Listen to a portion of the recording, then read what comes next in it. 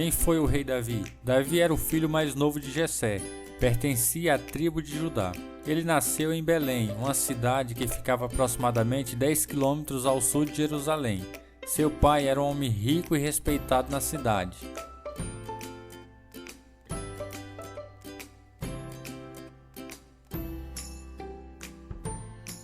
Davi foi criado como pastor de ovelhas. Essa profissão lhe ensinou muitas qualidades, que ele pôs em prática ao longo de sua vida. Quando ele assumiu ao trono de Israel, por exemplo, ele demonstrou ter coragem e dedicação e cuidado com o povo, exercendo a sua profissão de apacentar ovelhas. Davi enfrentou situações desafiadoras, como quando ele matou um urso e um leão. A primeira vez que Davi é mencionado na Bíblia, o texto descreve a ocasião da visita do profeta Samuel a Belém. Deus havia rejeitado a Saul como rei de Israel e revelou que o seu sucessor estava na casa de Jessé. O profeta Samuel entrevistou seus irmãos de Davi como possíveis candidatos ao trono. Inicialmente, Davi não estava presente, porém, quando nenhum dos outros filhos de Jessé atendeu às especificações divinas, Davi foi chamado do campo onde cuidava do rebanho. Quando Davi se apresentou a Deus, confirmou ao profeta Samuel que ele era o escolhido. Então Davi foi ungido na presença de seus irmãos. No entanto, o propósito de tal unção não foi revelado publicamente naquela ocasião. Os que estavam presentes naquele momento entenderam que talvez Samuel estivesse ungindo um possível sucessor ao seu ministério profético. Seria algo semelhante ao que fez o profeta Elias ao ungir o jovem Eliseu como seu sucessor. Um episódio que trouxe um extremo reconhecimento a Davi foi quando ele enfrentou e matou o gigante Golias. Davi havia saído da casa para levar alimento a seus irmãos, que eram guerreiros, bem como colher informações para seu pai sobre a batalha contra os filisteus. Já no campo de batalha, Davi tomou conhecimento do desafio imposto por Golias ao exército de Israel. Ele havia proposto uma batalha individual contra o escolhido, do lado hebreu. O lado vencedor determinaria o resultado da batalha. Esse desafio já durava 40 dias, mas ainda ninguém havia sido escolhido para lutar contra Golias. Para os israelitas, lutar contra aquele gigante parecia ser um suicídio. O próprio rei Saul entendia os riscos daquela escolha. Por isso, ele ofereceu muitas recompensas para quem se prontificasse a lutar contra Golias. Além das recompensas, Saul também ofereceu a mão de sua filha em casamento. Quando Davi se ofereceu para aceitar o desafio do gigante filisteu, ele recebeu o melhor equipamento militar entre os hebreus. Porém, ele recusou a oferta, pois não conseguia manejar a armadura na ocasião do combate. Davi utilizou a pedra e uma funda como arma. O gigante foi derrotado, sua cabeça foi cortada e a vitória do jovem pastor evidenciou que o Senhor dos Exércitos estavam com ele. Davi foi recomendado como músico. Para aliviar a melancolia de Saul, quando enfrentou Golias, ele se reservava como pastor do rebanho de seu pai e suas tarefas na corte de Saul. Após a vitória de Davi sobre Golias, ele havia se tornado o favorito do povo. Os israelitas começaram até a compor músicas para Davi, enaltecendo seus feitos, mais do que os feitos do próprio rei. Saul não conseguia lidar com aquela situação e em várias ocasiões tentou prejudicar e até matar Davi. Ele fez isto tanto diretamente como indiretamente.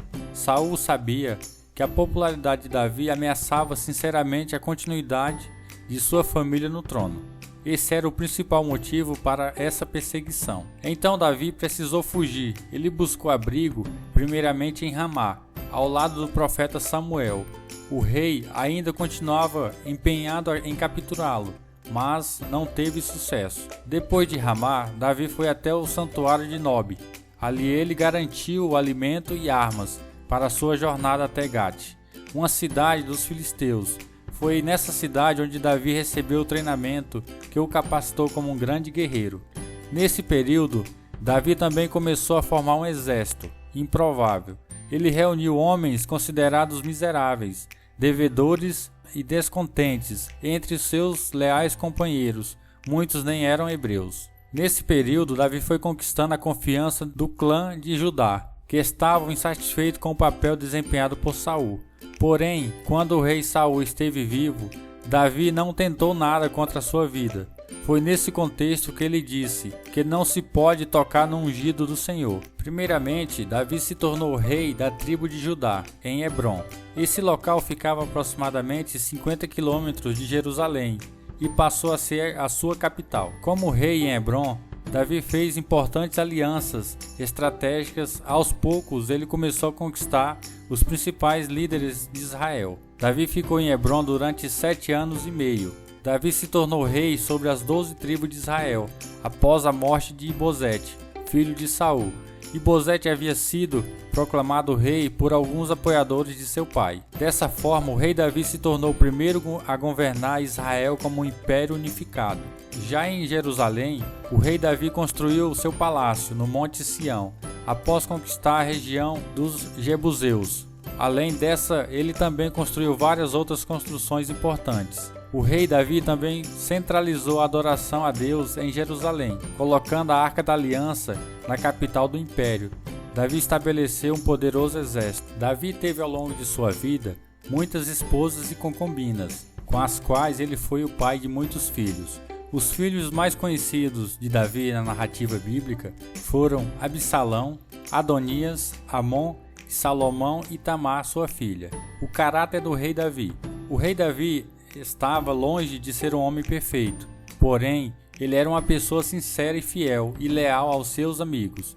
Mas, principalmente, Davi era sensível à voz de Deus. O rei Davi era alguém que tinha seu coração completamente inclinado a Deus. Ele sabia de sua condição humana, limitada diante de um Deus todo-poderoso. Dessa forma, ele era verdadeiro em se arrepender e buscar o favor divino. Davi é descrito como o doce salmista de Israel. O Antigo Testamento faz inúmeras referências a Davi, como tendo sido um tipo de líder de adoração musical de Israel.